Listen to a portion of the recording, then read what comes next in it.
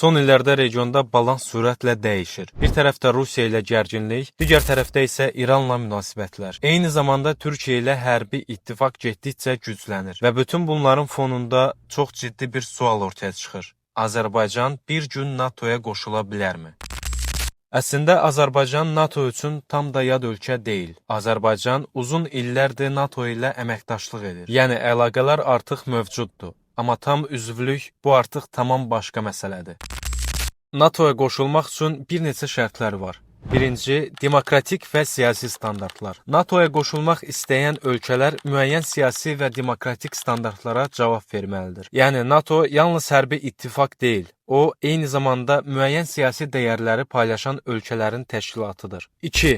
Ordunun NATO sisteminə uyğunlaşdırılması. NATOya qoşulmaq istəyən ölkənin ordusu da ittifaqın standartlarına uyğunlaşdırılmalıdır. Bu uyğunlaşma ona görə vacibdir ki, NATO ölkələrinin orduları lazım gəldikdə birgə əməliyyat apara bilsinlər. Sonuncu və ən əsası. Siyasi qərar. Bir ölkənin NATOya qoşulması yalnız həmin ölkənin istəyi ilə baş vermir. Yəni, yeni bir ölkənin NATOya qoşulması üçün bütün üzvlərinin razılığı lazımdır.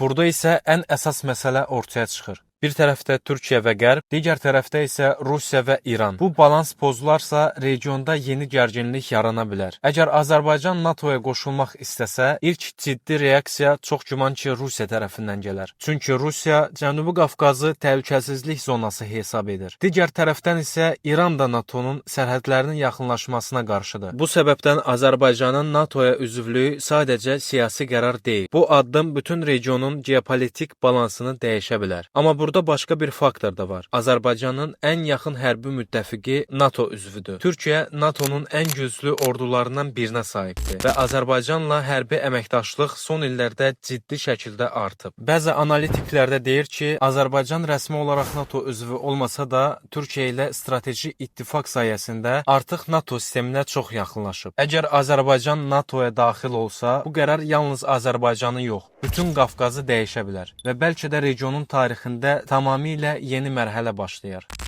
Mənim şəxsi fikrim isə, mən inanmıram ki, yaxın illərdə Azərbaycan NATOya qoşulsun. Çünki hər bir yenilik özü ilə bərabər başqa bir fəlakət gətirə bilər. Sizcə Azərbaycanın NATOya qoşulması nələri dəyişdirər? Rəylərdə yazın.